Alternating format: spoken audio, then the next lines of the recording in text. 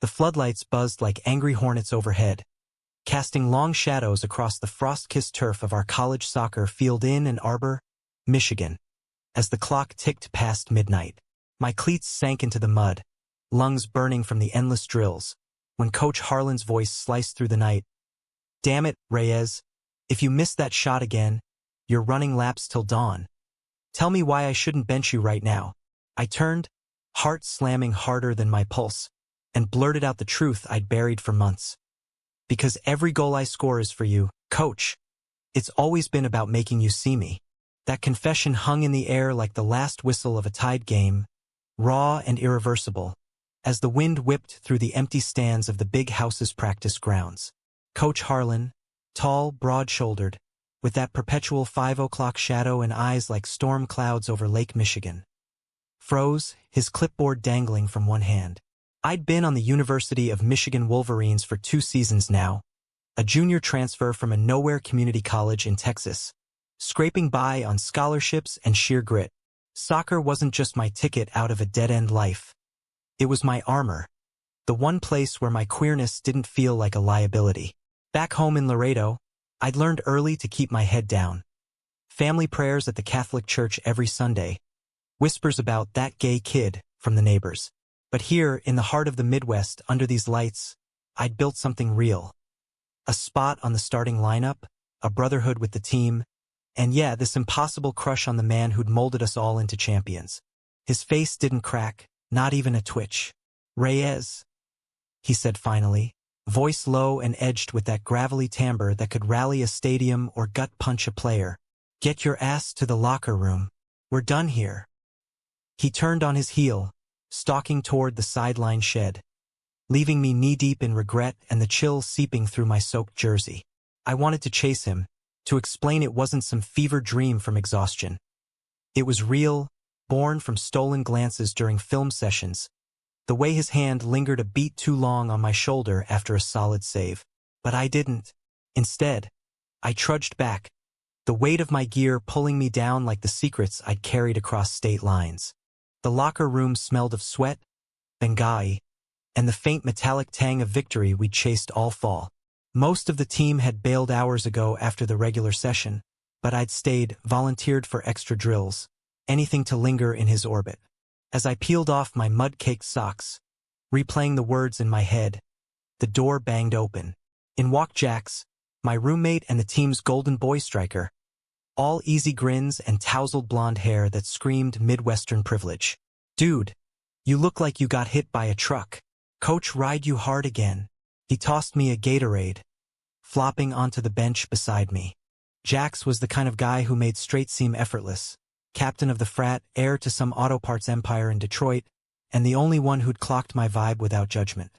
We'd bonded freshman year over late-night FIFA sessions and his endless stories about cruising the lakeshore. "Yeah," I muttered, chugging the drink to hide the flush creeping up my neck, pushed us till the grounds crew threatened to lock the gates. I couldn't tell him about the confession, not yet. Jax clapped my back, oblivious. "That's Harlan for you. Man's a machine. But hey, big game Saturday against Ohio State. Nail those corners like last week, and we're golden." He winked, grabbing his bag. "Don't stay too late brooding, Romeo. See you at the house." Alone again, I stared at my reflection in the foggy mirror. Dark hair plastered to my forehead, brown eyes shadowed with the kind of tiredness that went bone deep. At 22, I was lean and wiry from years of chasing a ball across dusty fields. But tonight, I felt exposed, like I'd stripped off more than my uniform. What the hell had I been thinking? Coach Harlan was 35, divorced. No one knew the details, just rumors of a messy split back in his pro days with the Columbus Crew, and built like he could bench press the goalie. He ran practices like boot camp, all barked orders and zero tolerance for weakness. The team idolized him, feared him, but me? I'd fallen harder than a poorly timed slide tackle. By the time I showered and headed to the off-campus house I shared with Jax and 3 other guys, the campus was a ghost town under a light snow. Ann Arbor in November felt like a postcard. Red brick buildings dusted white, the Huron River murmuring secrets to the bare oaks. But tonight, it mocked me. Every step crunched with the echo of my stupidity. I crashed into bed, phone buzzing with a text from my sister back home. "How's the Wolverine life, Mijo? Score any goals yet?" I typed back a lie, "2 last game, killing it," and buried my face in the pillow. Sleep came fitful, haunted by his voice. "Tell me why I shouldn't bench you." Morning hit like a hangover, the alarm blaring at 6 a.m. for film study. I dragged myself to the athletic center, coffee in hand, praying Harlan would ice me out, pretend it never happened. But as I slipped into the dim screening room, there he was at the front, sleeves rolled up on his gray Wolverines polo, laser-focused on the projector. Our eyes met for a split second, mine pleading, his unreadable, and he nodded curtly. "Reyes, take your seat." Relief? No, just the start of something worse. The session dragged. Breakdowns of OSU's defense, my corner kicks dissected frame by frame. "See here," Harlan pointed, pausing the tape on my arching free kick from last month. Reyes threads the needle, perfect bend, evades the wall. "That's the precision we need." The team hooted, slapping my shoulder, but his praise landed like a spark on dry tinder. I kept my head down, scribbling notes, until it was over and the room emptied. I lingered, zipping my backpack slow as molasses. "Reyes." His voice again from the doorway. I straightened, heart in my throat. "My office. Now." The coaching office was a shrine to the grind. Walls lined with championship banners, a desk buried under scouting reports, and a single window overlooking the practice fields where we'd spilled our guts last night. He shut the door with a click that echoed like a lock turning. Harlan leaned against his desk, arms crossed over that chest I'd stolen too many looks at during weight sessions. "About last night," he started, eyes narrowing. "You were exhausted, delirious. Happens after a double session." I swallowed, the air thick with the scent of his aftershave. Cedar and something sharp, like pine from the up. "Coach, save it." He held up a hand, but there was no anger, just that wall he built higher than the net. "You're one of my best. Scouting reports from MLS teams are stacking up. Chicago Fire, even Vancouver. Don't throw it away on whatever that was." His gaze flicked away, to the photo on his desk. Him in his crew uniform, arm around a woman who wasn't there anymore. "Focus on the game. OSU's got a weak left flank. Your corners can exploit it. That's your strategy. Stick to it." He was giving me an out, wrapping my confession in football talk like a bandage over a wound. But it stung, because part of me wanted him to call my bluff, to demand the full truth. That every drill, every extra rep, was laced with the hope he'd look at me not as a player, but as Alex. "Yes, sir," I said, voice steady as I could manage. "Corners on the left. Got it. Good." He pushed off the desk, clapping my shoulder. Lingering. "Damn it, just a beat. Now get out of here before I make you run suicides." I bolted, the hallway blurring as I hit the crisp air outside. Snow flurries danced like confetti, and for a moment, I let myself breathe. It wasn't rejection, not outright. Maybe he hadn't heard me right, or maybe he had and chose mercy. Either way, Saturday's game loomed like a storm front, promising glory or ruin. The week blurred into a frenzy of prep. Dawn runs along the diagram, where protesters still rallied for queer rights outside the union. Pickup games in the intramural fields, trash-talking with Jacks about Buckeye weaknesses. Late nights in the tape room, my mind replaying not just plays, but the curve of Harlan's jaw when he yelled. The team buzzed with energy. OSU rivalry was blood sport in these parts, the kind that filled Michigan Stadium to the brim and sparked bonfires on State Street after. I threw myself into it, channeling the ache into precision. By Friday, my legs hummed with coiled power, and Jax pulled me aside after practice. "You're on fire, man." Whatever Harlan said, it's working. If only he knew. Game day dawned gray and biting, the kind of November cold that seeped into your bones. The big house thrummed, 107,000 strong in maize and blue, chanting "Hail to the victors" as we warmed up on the turf. Harlan paced the sideline in his navy tracksuit, whistle around his neck, barking adjustments. Our eyes met once across the field. He nodded, firm and coach-like. No more, no less. Kickoff was chaos. OSU's midfielders swarming like hornets. Our defense holding the line. I started at left mid, feeding balls to Jax up top. First half ticked by scoreless, tension ratcheting with every near miss. Then, minute 38, foul on their back line, free kick from 25 yards. Harlan's voice cut through the roar. Reyes, bend it like last week. Low and mean.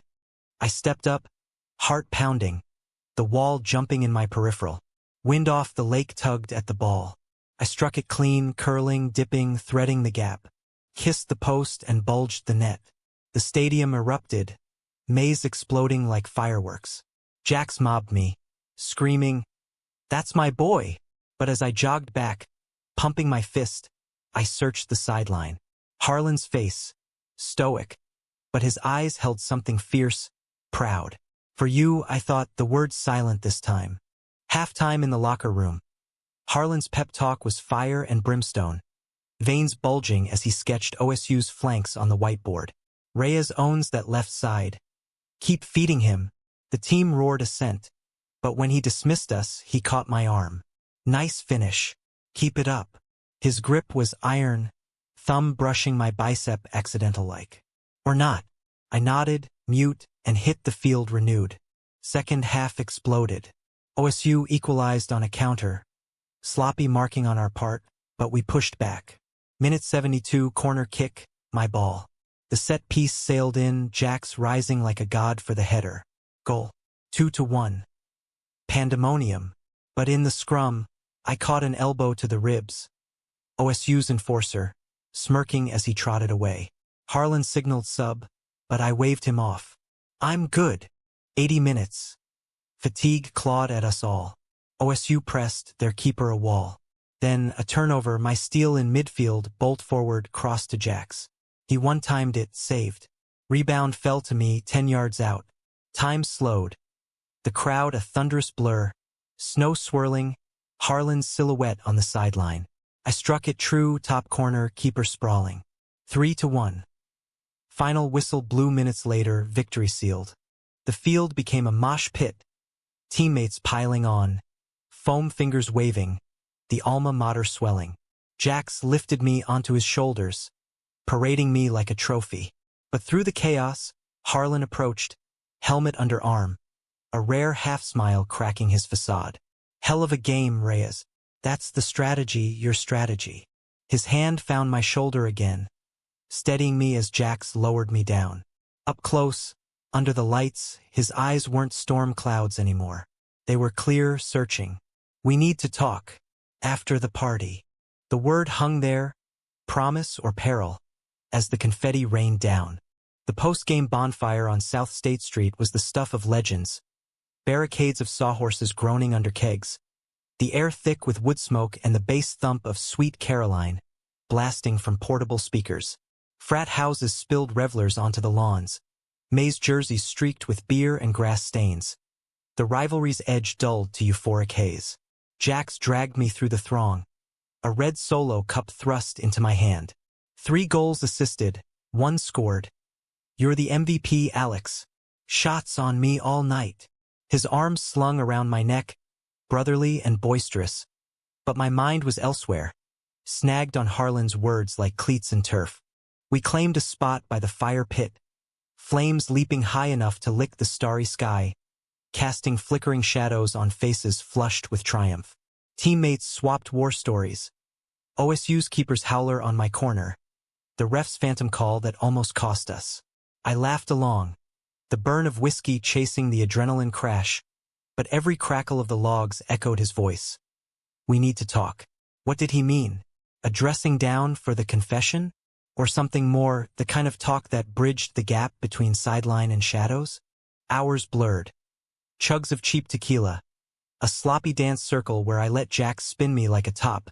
The cold nipping at my ears as snow turned to slush underfoot. By 2 a.m., the crowd thinned, stragglers stumbling toward dorms or Ubers, leaving embers glowing like dying stars. I slipped away, muttering excuses about needing air, my phone heavy in my pocket. No texts from him, just a blank screen mocking my pulse. The walk back to the athletic center cut through campus like a vein. Past the Law Quad's gargoyles frozen in judgment. The faint glow of Nichols Arcade where late-night philosophers debated over falafel. My breath fogged in the chill, each step a countdown. The complex loomed dark, save for a single light in the coaching wing. I hesitated at the door, keycard hovering, then swiped in. The hallway hummed with the low drone of vending machines, my sneakers squeaking on linoleum. His office door was ajar, golden light spilling out.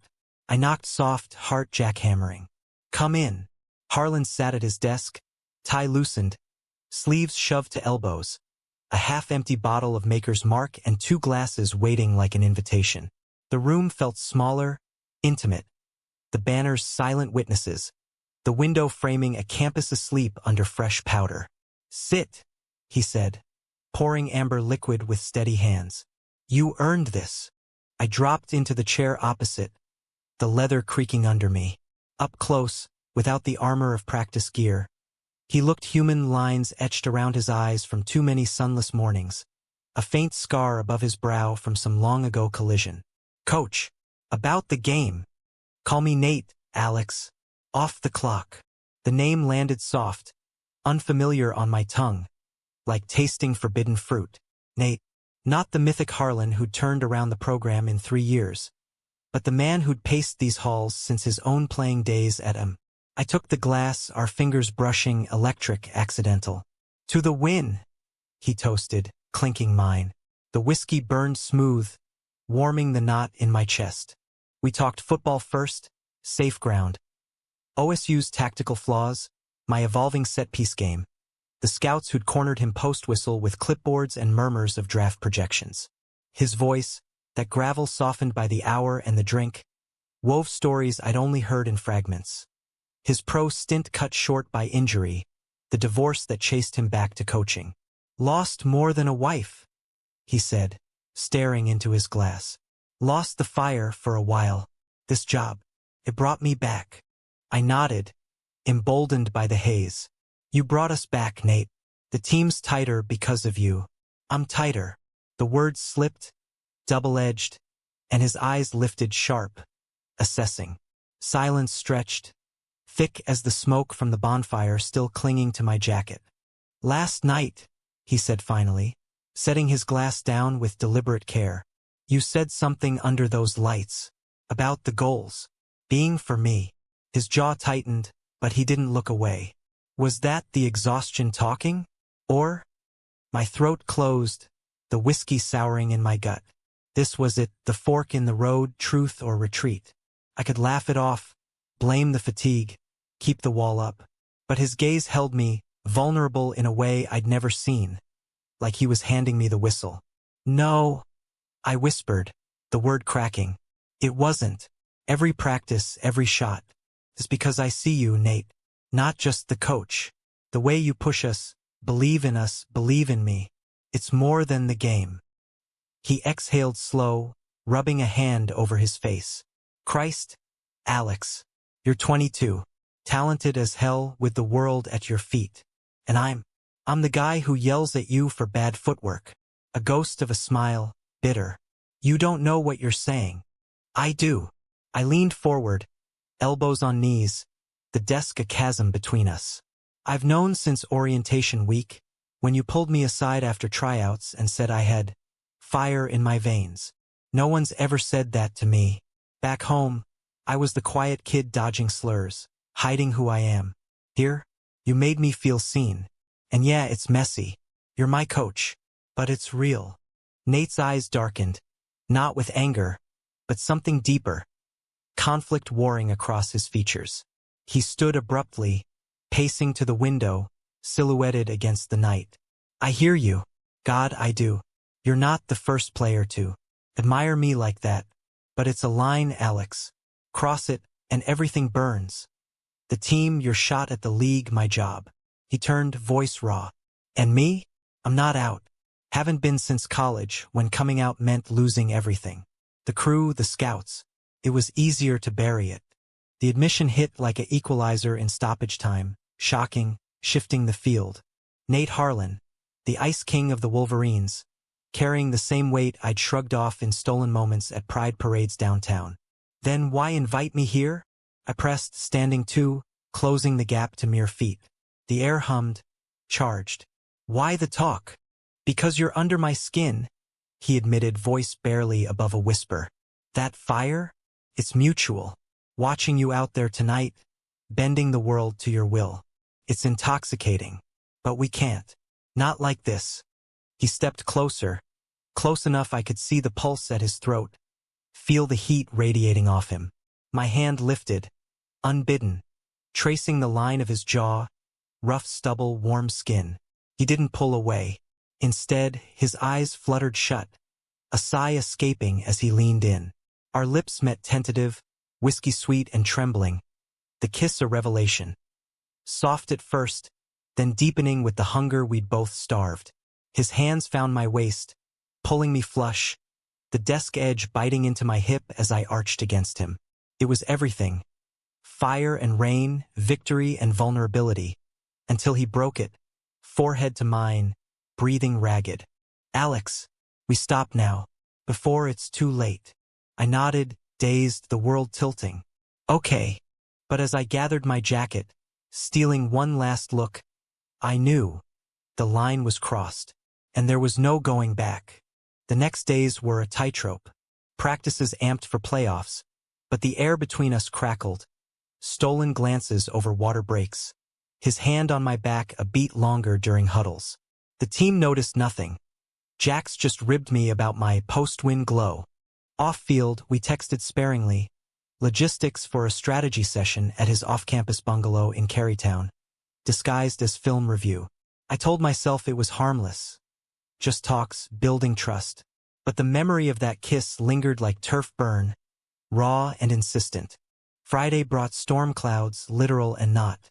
Rain lashed the fields, canceling outdoor drills, herding us to the indoor facility. Harlan, Nate, ran us through possession games, his commands sharp to mask the undercurrent.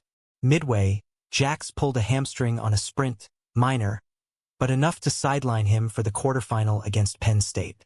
You're stepping up, Reyes, Nate said in the trainer's room, his voice all business as ice packs were applied.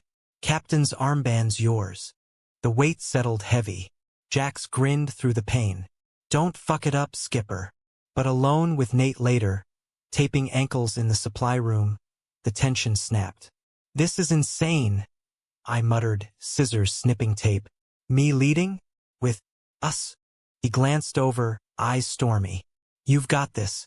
This football, Alex. The rest? We figure it later. His fingers brushed mine, deliberate, sending sparks. Later came sooner. That night, his text, bungalow. 9. Bring notes. Carytown at dusk was magic. Cobblestone streets lined with farm-to-table spots. Holiday lights twinkling early in shop windows. His place was a modest craftsman. Porch swing creaking in the wind. The scent of wood smoke from a neighbor's chimney. Inside, exposed brick, shelves of soccer memoirs, a worn leather couch facing a flat screen. No frills, but lived in, real. He handed me a beer from the fridge, our fingers lingering again. Film first, he said, cueing tapes on the coffee table. We dissected Penn State's press, my ideas flowing freer than ever. Flank overloads, my corners as weapons. His input sharpened it, our heads bent close over the laptop, shoulders touching. Midway, the notes forgotten, his hand covered mine. You're brilliant at this, he murmured. Not just the field. The kiss reignited, slower this time, exploratory. His lips mapping mine, hands roaming with reverence over my shirt, tracing the lines of muscle earned in his drills. We tumbled to the couch, a tangle of limbs and whispered names, the rain pattering approval against the panes. It was tender, profound. Fingers interlaced, breaths shared, the world narrowing to us. No rush, no desperation, just connection, the kind that healed old fractures. After, curled against him, head on his chest, listening to his heartbeat steady like a metronome, I felt whole. What now? I asked, tracing the scar on his brow. Now, we win playoffs. Then, we talk future. His arm tightened, voice soft. I'm tired of burying it, Alex. With you? Maybe I don't have to. Hope bloomed, fragile as first snow. But dawn brought reality. A team meeting, Jax's limp as he suited up light duty. Whispers of scouts in the stands. And buried in my inbox, an anonymous email. Keep playing house with the coach. Reyes, watch your back. Team knows more than you think. My stomach dropped. Betrayal's shadow creeping in. The anonymous email burned a hole in my phone all morning. A venomous snake coiled in my inbox. Saw you two at the bonfire after party. Cozy chat in his office. Teammates talk. Bench coming for you both. No sender, just a ghost account from a VPN, but the words clawed deep, team knows. Paranoia bloomed like mold in the locker room's damp corners. Every sideways glance from the guys a potential dagger. Who? Jax, my supposed rock? Or Tyler, the backup mid with a grudge since I took his spot? Practice that afternoon was a blur of fumbled passes and barked corrections. Nate's eyes on me sharper, questioning. I cornered Jax in the weight room post-session. Spots flying from the barbells as he repped bench. Hey man, get any weird emails lately? Casual as I could muster, wiping down the dumbbells. He grunted, racking the bar with a clang. Nah, just spam about protein shakes. Why? His blue eyes met mine, guileless, but doubt gnawed. Jax had always been my confessor. Nights venting about hookups that fizzled. The ache of family calls where I dodged questions about girlfriends. If not him, nothing, just fishing crap. I forced a grin, spotting his next set.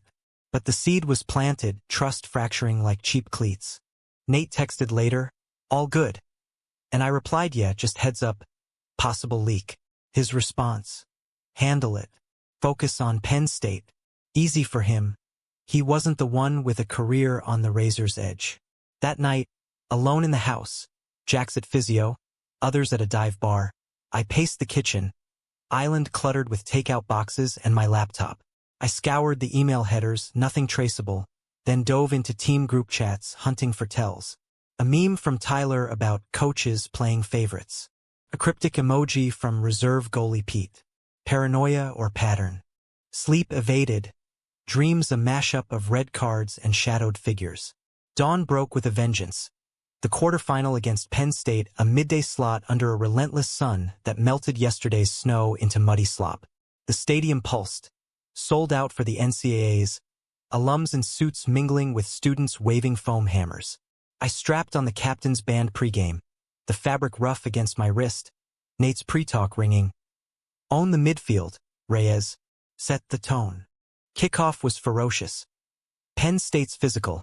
Their forwards bulldozing our back line like it was AstroTurf.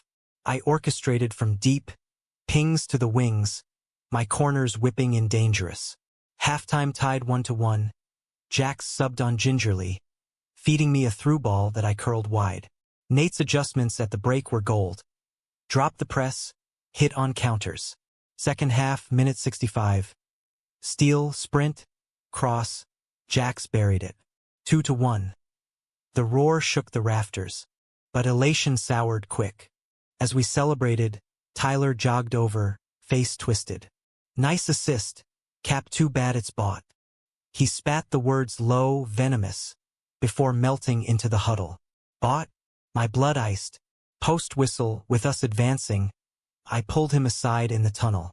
What the fuck, Ty? Spill. He sneered, sweat beading on his buzz cut. Don't play dumb.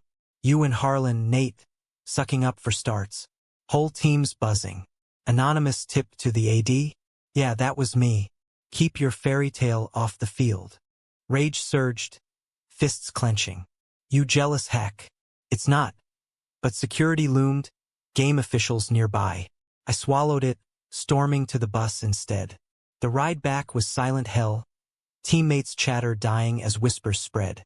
Jax shot me concerned looks. I stared out the window at blurring pines, betrayal a bitter pill. Nate waited in his office, door shut, face ashen when I burst in. Ty confessed, sent the email, tipped the athletic director. I paced, voice rising. He saw us at the bonfire, twisted it. Now what? Investigation? You're out. I'm benched. He stood, hands on my shoulders, grounding. Breathe, Alex. AD called me in this morning, routine stuff, but yeah, rumors. I stonewalled. No proof, no fire. His eyes searched mine, weary. But Ty's poison. We suspend him pending review. You? Keep leading. Prove him wrong on the field. And us? The question hung, fragile. His thumb traced my jaw, tender. Us is worth the risk. But we go quiet. No more bungalow meets. Nut till semis. The compromise chafed, but his kiss, fierce, affirming, sealed it. We parted with plans for discretion, me crashing at the house with a migraine excuse. Jax cornered me in the kitchen at midnight, eyes serious over microwave pizza. Talk to me, man. Tyler's full of shit, but is there truth? About you and Coach? I froze, fork midway to mouth. Trust teetered. Jax. Yeah. It's real. But it's not what Ty says. No favors. Just feelings. The words tumbled. Cathartic. He exhaled, clapping my back. Knew you were gay, duh. But Harlan? Bold. I'm in your corner, Alex. Always. Relief flooded. Brotherhood intact. Just be smart. This program's our life. Semis loomed 2 weeks out. UCLA on neutral turf in St. Louis. The gateway arch a ironic backdrop to our secrets. Training intensified. Nate's drills merciless, channeling fury into form. Tyler vanished, suspended, rumors of transfer.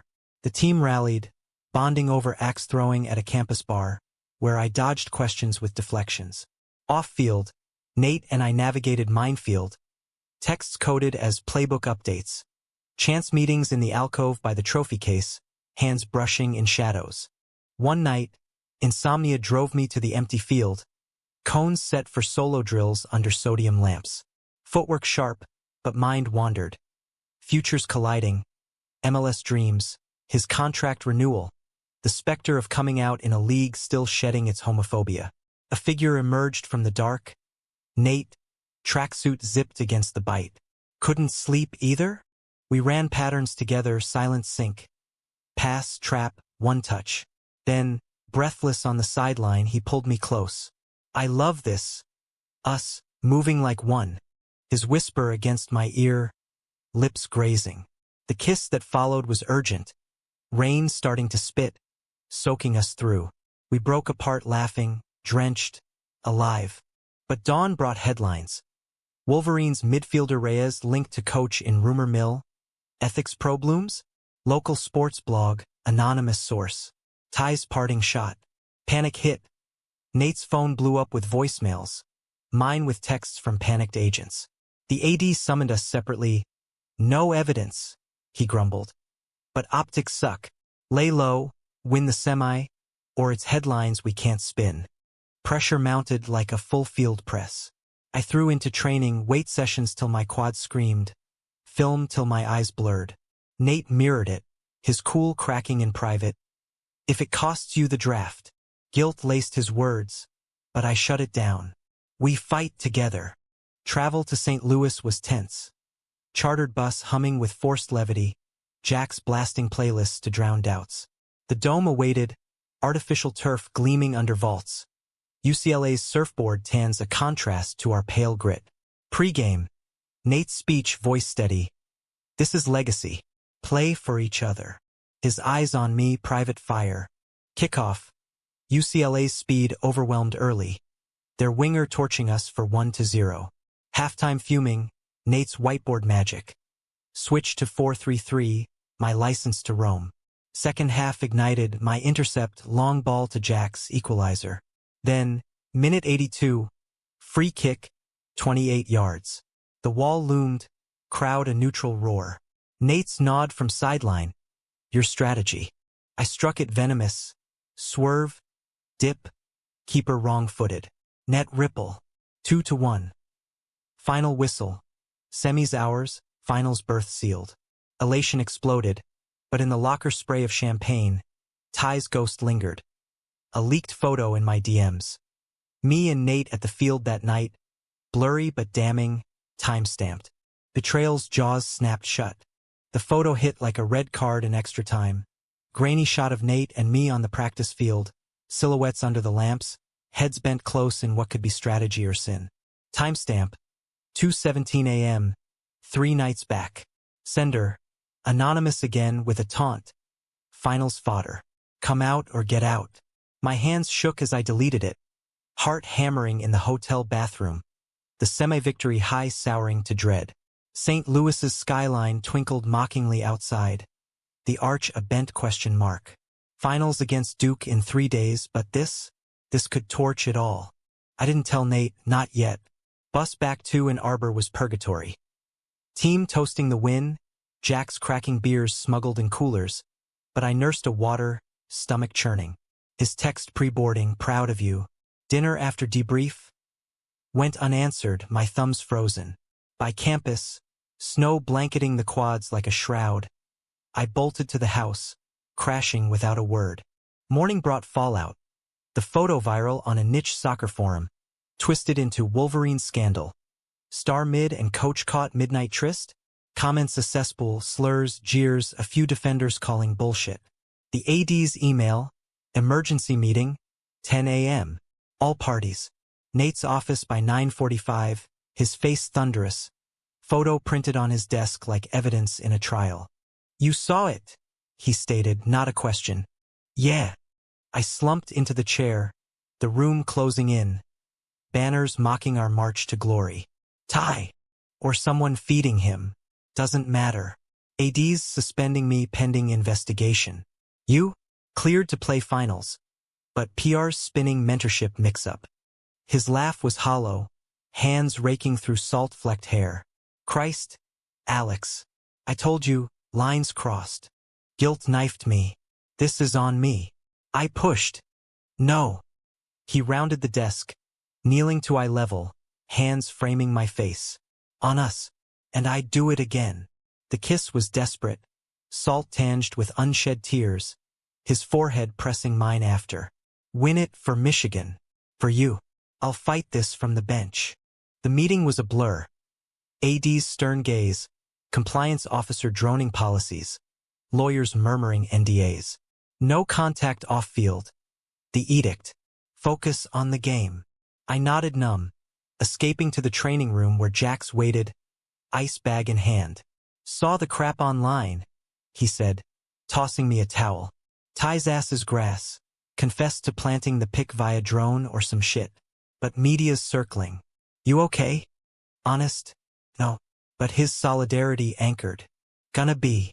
Just win the thing. Finals prep was war. Nate sidelined, assistants running drills with his playbook ghosting every call. I captained harder, leading sprints, calling out lazy traps, my corners laser precise in sims. Media hounded at pressers. Reyes? Thoughts on the rumors? I stonewalled. All about Duke. Legacy on the line. Inside, turmoil raged. Nate's absence a void, his texts cut off by the gag order. Stolen glimpses in hallways. His nod, fierce and fond, fueling me.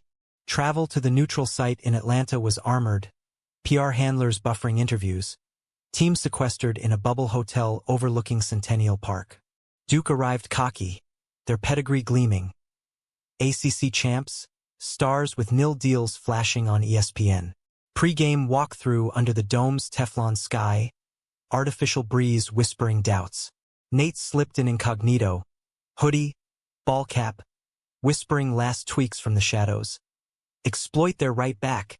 He's slow on turns. His hand squeezed mine, hidden. I believe in you. Game night, electric storm. 80,000 packed the stands. Neutral but tilting blue for us underdogs. Kickoff thunder. Duke pressing high. Their midfielder a terrier nipping my heels. Early goal against, header off a corner, 0-1. Crowd gasp. But I rallied. Heads up. We own this. Halftime, assistants fumbling Nate's fire. But Jax and I schemed in the stall, switch flanks, my license to bomb forward. Second half, resurgence. Minute 55, my steel, darting run, cross, Jax volleyed home. 1-1. Momentum shifted, the dome shaking with chance. Duke pushed, shots peppering our keeper, but we held. 80 minutes. Foul, free kick my spot. The wall 8 men thick. Keeper walling the near post. Nate's voice echoed in my skull.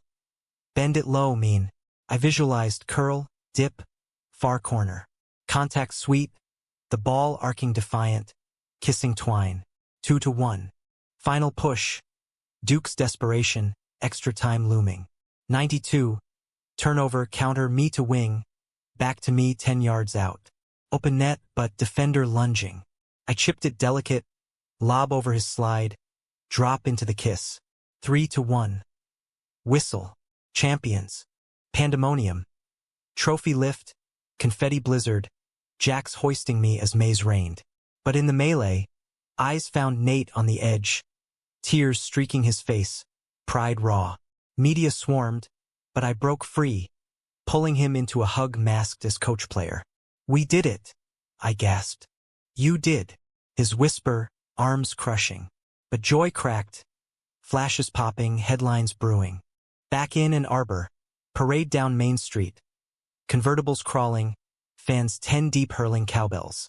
Speeches at the Union, my words choked. For the brothers. For the fight. Nate absent. Indefinite leave. That night, the house party raged, kegs flowing. Flags draping the porch. But I slipped out, driving his bungalow unbidden. Door ajar, light spilling. Inside, boxes half-packed, his silhouette by the window. Alex, he turned, wrecked. You can't be here.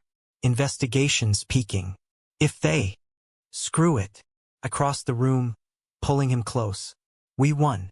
Now fight with me. The kiss shattered dams. Deep, devouring. His hands fisting my championship tee. We sank to the floor. A heap of limbs and longing. Whispers weaving futures amid the carpet's weave. No lines left to cross. Only paths forward. But morning's light brought the axe. Nate's resignation letter leaked. Personal reasons. My phone. AD's call. Reyes, we need to talk, draft implications. Betrayal's echo, but this time I wouldn't run. Nate's resignation hit the wires before coffee cooled. Wolverine's coach Harlan steps down amid ethics probe, cites family priorities. Bullshit spin, the family a ghost from his past. But the message clear. Scapegoat secured, program pristine. Campus erupted. Protests outside the AD's office. Justice for Harlan trending on X. Alumni donors flooding hotlines. Me? I holed up in the house, blinds drawn, ignoring the vultures. Reporters staking the porch. Agents blowing up my line with damage control pitches. Jax manned the door like a bouncer, fielding deliveries of pizza and platitudes. You're the hero, man, he said over cold slices, but his eyes held worry. Don't let this bury you. By noon, Nate texted from a burner. Gone to the lake. Need space. Love you. Love. The word anchored amid the storm, but space? Gaped like an open goal. I drove north that afternoon, ditching interviews, the Mustang's engine roaring defiance on I-94. Michigan's upcalled. His cabin on Lake Superior. A retreat he'd mentioned in whispers, where waves crashed like uncaged truths. For hours blurred. Detroit sprawl to rural hush, snow-laced pines bowing to the gray expanse. The cabin hunkered lakeside, weathered cedar blending with drifts, smoke curling from the chimney. His truck parked crooked, door ajar. Inside, fire crackling, scent of pine and bourbon. Nate at the window gazing at whitecaps. He turned, hollowed, stubble thick, eyes red-rimmed. You shouldn't. Too late. I crossed the threshold, shedding coat, the door clicking shut like finality. We collided wordless. Arms wrapping, bodies melding against the rough-hewn wall. Kiss a lifeline in the gale. He tasted of salt and sorrow, hands mapping me like lost territory, pulling me to the rug by the hearth. There, in firelight's dance, we unraveled. Clothes shed slow, revelations in touches, scars from tackles, freckles from Texas suns. It was sacred, souls bared, no rush to claim but to cherish. Afterward, tangled in quilts, his head on my chest, the lake's roar a lullaby. Why'd you quit? I murmured, fingers tracing his spine. Protect you. his voice muffled. Draft combine in January. Scouts whispering distraction. AD offered a deal. I walk, probed eyes quiet. You shine. Sacrifice, American as apple pie and quiet suffering. Bull. We shine together. I tilted his chin, eyes locking. I'm out now, post-game presser if they ask. And you? Come back as, whatever, assistant, analyst, but not gone. He searched my face, dawn breaking in his gaze. Out? Alex, the league. Screw the league if it means hiding. Fire rekindled, resolve steel. I'm 22. Time's mine. We plotted by the fire. Calls to lawyers, statements drafted. Back in Ann Arbor 2 days later. The AD balked.